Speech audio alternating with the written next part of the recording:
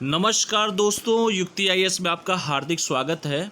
आज है 15 मई और आज हम बात करेंगे आज के महत्वपूर्ण डीएनए के टॉपिक पे।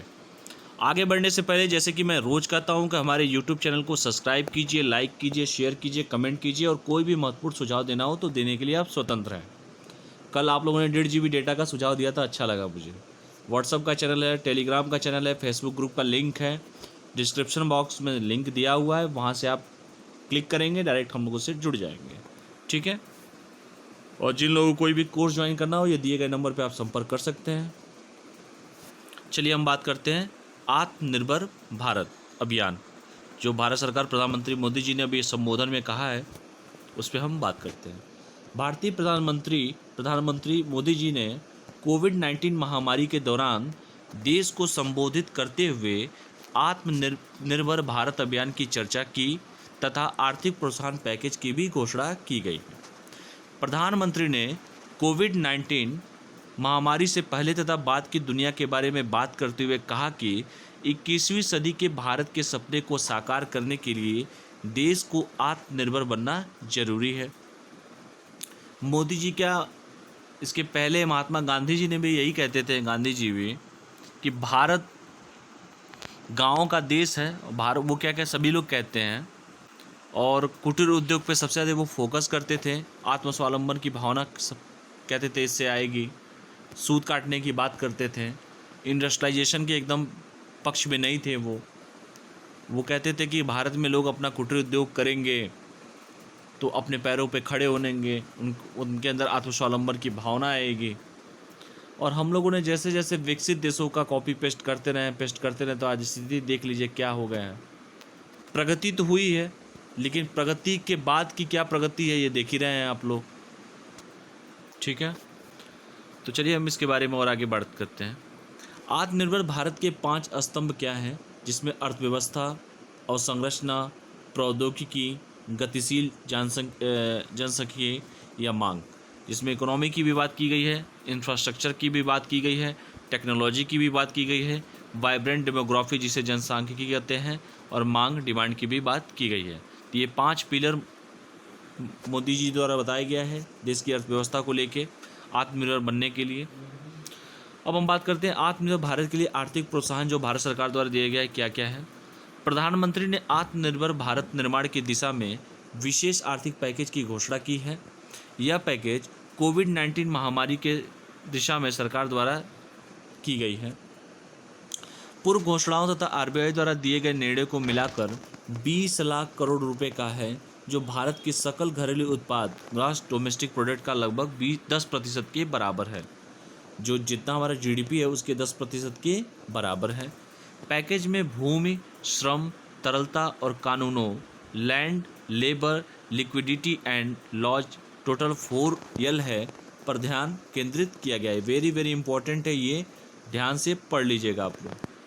घोषित किया गया और पैकेज में वास्तविकता में घोषित मूल्य से बहुत कम माना जा रहा है, क्योंकि इसमें सरकार के राजकोषीय पैकेज के हिस्से के रूप में आरबीआई द्वारा पूर्व में की गई घोषणाओं को भी इसमें शामिल किया गया है। यानी इसके पहले जो आरबीआई द्वारा जो घोषणा की गई है उसको भी इसमें शामिल किया गया है।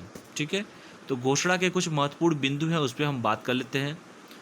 एमएसएमई, सूक्ष्म लघु और मध्यम उद्योग सहित व्यवसायों के लिए 3 लाख करोड़ रुपए की आपातकालीन कार्यशील पूंजी सुविधा दी गई है। कर्ज बोझ से दबे जो एमएसएमई हैं उनके लिए 20,000 करोड़ रुपए का ऋण दिया गया है। एमएसएमई फंड ऑफ फंड के माध्यम से 50,000 करोड़ रुपए की इक्विटी सुलभ कराई जाएगी। एमएसएमई की नई परिभाषा और एमएसएमई के लिए अन्य उपाय भी किए गए हैं। जून, जुलाई, अगस्त और 2020 के वेतन के महीनों के लिए व्यावसायिक और संगठित कामगारों के लिए कर्मचारी भविष्य निधि संबंधी सहायता 3 माह के लिए बढ़ाई गई है। ईपीएफओ, इसी का फुल फॉर्म है, एम्प्लॉयमेंट प्रोविडेंट फंड ऑर्गेनाइजेशन द्वारा कवर किए जाने वाले सभी प्रतिष्ठानों के नियोक्ताओं और कर्मचारियों के लिए ईपीएफ अंशदान को अगले 3 महीनों के लिए 12% से घटाकर 10% कर दिया गया है, यानी कि घटा दिया गया है। ठीक है, तो ये सरकार द्वारा जो प्लान जो घोषणाएं की गई है वही मैं बता रहा हूँ आप लोग को। एनबीएफसी, एचएफसी या एमएफआई जो के लिए 30,000 करोड़ रुपए की विशेष तरलता योजना दी गई है। एनबीएफसी एमएफआई की देनदारियों के लिए 45,000 करोड़ रुपए की आंशिक ऋण गारंटी योजना 2.0 की गई है। डिस्कॉम के लिए 90,000 करोड़ रुपए की तरलता सुलभ कराई गई है। रियल इस्टेट परियोजनाओं को राहत, सभी पंजीकृत परियोजनाओं के लिए पंजीकरण और पूर्ण होने की तारीख को 6 माह तक बढ़ाया गया है। व्यवसाय के लिए कर राहत, धर्मार्थ ट्रस्टों और गैर कॉर्पोरेट व्यवसाय और पेशों को लंबित आयकर रिफंड तुरंत जारी किए जाएंगे। कर संबंधी विभिन्न अनुपालनों के लिए अंतिम तिथि बढ़ाई गई है, टैक्स जो पेड करते हैं। तो ये भारत सरकार की जो भारत सरकार द्वारा जो आत्मनिर्भर भारत अभियान जो चलाया गया है, जो संबोधन किया गया है, जो उसके 5 पिलर बताए गए हैं और क्या आर्थिक प्रोत्साहन है, क्या क्या पैकेज दिए गए हैं, सारा का सारा डिटेल आपको दिया गया है। एक एक लाइन आप इस चीज़ को ध्यान से पढ़ लीजिएगा कि जीडीपी का कितना परसेंटेज है, कितना पैकेज दिया गया है, जिसमें टोटल किस पे सबसे ज़्यादा फोकस किया गया है। ठीक है, घोषणाओं के मुख्य बिंदु क्या हैं, किसको कितना पैकेज है, ठीक है, किस में कमी की गई है, किस में बढ़ोतरी की गई है, ये सारा का सारा डिटेल आप लोग पढ़ लीजिएगा। चलिए हम दूसरा टॉपिक आज स्टार्ट करते हैं। सूक्ष्म लघु मध्यम उद्योग के लिए क्रेडिट गारंटी योजना।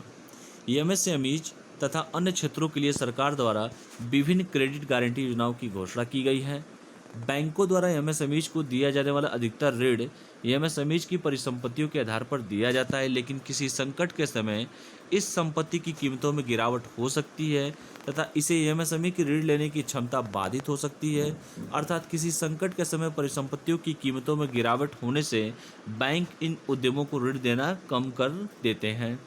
ऐसी स्थिति को निपटने के लिए सरकार जो है एमएसएमई के लिए कुछ विशेष आर्थिक पैकेज देगी।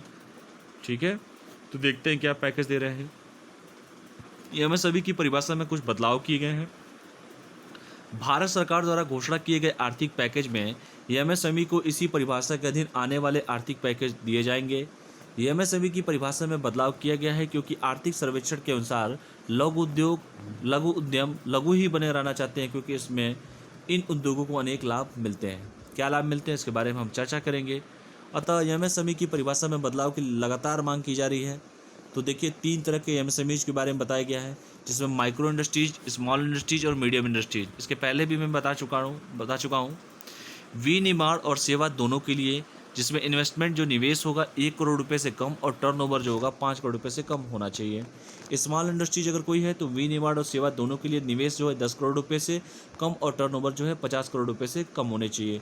और मीडियम है तो इसके लिए विनिर्माण और सेवा के लिए निवेश 20 करोड़ रुपए से कम और टर्नओवर 100 करोड़ रुपए से कम होना चाहिए। तो ये तीनों के तीनों जो भी डेटा है, यूपीएससी में कई बार क्वेश्चन पूछे जाते हैं प्रीलिम्स में, तो इस डेटा को आप पढ़ लीजिएगा ध्यान से, किसके लिए कितना किया गया है। माइक्रो इंडस्ट्रीज के लिए निवेश, विनिर्माण और सेवा दोनों के लिए निवेश 1 करोड़ रुपये से कम होगा और टर्नओवर 5 करोड़ रुपये से कम होना चाहिए। ठीक है, विनिर्माण, स्मॉल इंडस्ट्रीज के लिए मैंने बताया विनिर्माण और सेवा दोनों के लिए निवेश जो है 10 करोड़ रुपये से कम होना चाहिए और टर्नओवर 50 करोड़ रुपये से कम होना चाहिए। और मीडियम इंडस्ट्रीज के लिए मैंने आपको क्या बताया, निवेश 20 करोड़ रुपये से कम और टर्नओवर 100 करोड़ रुपये से कम होने चाहिए। अब देखते हैं नवीन परिभाषा की क्या आलोचना की गई है। एमएसएमई की नवीन परिभाषा के उद्यमों को उनके आकार के कारण प्राप्त होने वाले लाभ संबंधी समस्याओं का समाधान संभव हो पाएगा। हालांकि इस बदलाव की आलोचना की जा रही है क्योंकि नवीन एमएसएमई की परिभाषा वैश्विक स्तर के अनुसार होनी चाहिए। नवीन परिभाषा में 50 करोड़ रुपए तक के टर्नओवर वाली कंपनियों को लघु माना जाएगा, जो नवीन परिभाषा है, परंतु वैश्विक स्तर पर 75 करोड़ रुपए टर्नओवर करने वाले उद्योगों को लघु माना जाएगा। ठीक है, तो जो सरकार द्वारा जो इसकी आलोचना, नवीन परिभाषा की आलोचना की जा रही है कि जो ये बताया गया है कि जो नवीन परिभाषा है उसमें 50 करोड़ रुपए टर्नओवर वाला और जो वैश्विक स्तर, ग्लोबल स्तर पर उसमें 75 करोड़ रुपए टर्नओवर तक के टर्नओवर वाले उद्यमों को लघु माना जाता है। तो एमएसएमई के बारे में आपको बता दिया गया। सारा का सारा प्री और मेंस इकोनॉमिक्स में क्वेश्चन आएंगे, तो एक एक लाइन आप लोग ध्यान से इसको पढ़ लीजिएगा, कॉपी पे लिख के आराम से इसको पढ़ते रहिएगा। ठीक है, आसान शब्दों में सारा लिखा हुआ है और अब आसान शब्दों में आप पढ़ने की कोशिश कीजिएगा। ठीक है, चलिए आज तीसरा टॉपिक स्टार्ट करते हैं। ईरान की एक नई मुद्रा आई है, इस पर हम डिबेट कर लेते हैं, बात कर लेते हैं। ईरान संसद द्वारा एक विधेयक पारित किया गया है जिसके अनुसार ईरानी मुद्रा जो रियाल है उसमें 4 स्लैब अर्थात 4 शून्य तक की कटौती की जाएगी। तो रियाल की जगह अब एक तोमान आ गया है। आपको पता है कि ईरान की पहले मुद्रा रियाल हुआ करती थी, अब जो है तोमान आ गई है। एक तोमान जो है 10,000 रियाल के बराबर है। ठीक है, अब क्यों किया गया ये भी देख लेते हैं। ईरान पर अमेरिकी प्रतिबंधों के चलते ईरानी मुद्रा रियाल के मूल्य में बड़ी गिरावट आई है। आपको पता है कि अमेरिका ने बहुत सारे प्रतिबंध लगाए थे, आगे मैं इस पर डिस्कशन करूँगा क्यों लगाया था। रियाल में गिरावट के कारण मुद्रास्फीति की स्थिति, इन्फ्लेशन की स्थिति अर्थात महंगाई की स्थिति ईरान में बनी हुई है। इस स्थिति को निपटने के लिए ईरानी संसद के द्वारा निर्णय लिया गया कि ईरान की वर्तमान मुद्रा जो रियाल है को बदलकर तुमान किया जाएगा और एक तुमान की कीमत 10,000 रियाल के बराबर की गई है। अब ये पृष्ठभूमि बात कर लेते हैं कि आखिर ऐसा किया क्यों गया था। ईरानी मुद्रा से 4 शून्य हटाने की बात जो है 2008 में चल रही थी।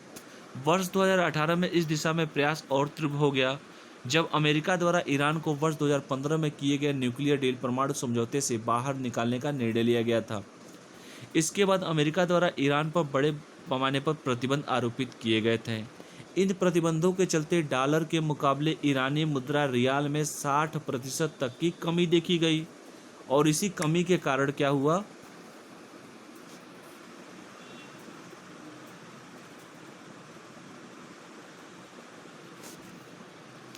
इसी कमी के कारण गिरावट देखी गई और इसी कमी के कारण क्या हुआ, उन्होंने क्या किया था, रियाल को बदलकर अपनी जो मुद्रा है उसको, अपनी कौन सी मुद्रा थी इनकी, तुमान कर दिया है। ईरान परमाणु समझौता जो है, अब इस पर हम बात कर लेते हैं क्या था यह समझौता। जुलाई 2015 में ऑस्ट्रिया की राजधानी वियना में संयुक्त राष्ट्र सुरक्षा परिषद यूनाइटेड नेशन सिक्योरिटी काउंसिल के सदस्य देश, जिसमें अमेरिका था, रूस था, चीन था, फ्रांस तथा ब्रिटेन जो है तथा जर्मनी और यूरोपीय यूनियन ने ईरान के साथ एक परमाणु समझौता किया था। इसमें सुरक्षा परिषद के 5 अस्थायी सदस्य जो दिया गया है नाम 3, 2, 5 तथा जर्मनी को सम्मिलित रूप से 5+1 कंट्रीज कहा जाता है। तो ये समझौता हुआ था, समझौते का उल्लंघन हुआ था, बहुत सारे प्रतिबंध लगा दिए गए थे ईरान पे और जिससे डॉलर की कंपेयर में इनकी मुद्रा कम हो गई, 60% तक की गिरावट देखी गई जैसे कि मैंने यहाँ पे आपको बताया है। और इन्होंने इन्फ्लेशन की स्थिति उत्पन्न हो गई, इसके कारण इन्होंने संसद में एक प्रस्ताव लाया और प्रस्ताव ला के अपनी मुद्रा को चेंज करके 4 जो स्लैब जो अर्थात 4 शून्य तक की कटौती की और एक तुमान 10,000 रियाल के बराबर हो गया है। तो ईरान की नई मुद्रा पे बात हो गई है।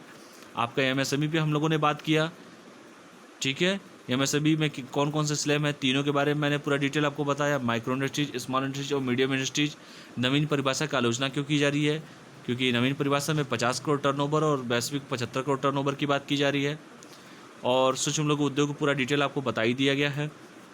और भारत सरकार द्वारा जो आत्मनिर्भर भारत अभियान जो किया गया है, इसके 5 जो ये इंपॉर्टेंट पिलर हैं, ये पाँचों को ध्यान से देख लीजिएगा।